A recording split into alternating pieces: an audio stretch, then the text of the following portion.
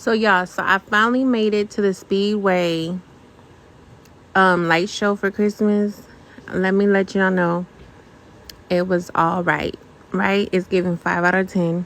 It was real cute in the beginning.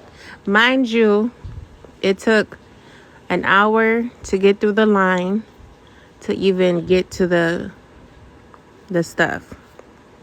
But it was real cute. And then halfway through the lights, the kid wanted to go to sleep. Mind you, it was only like 7 p.m.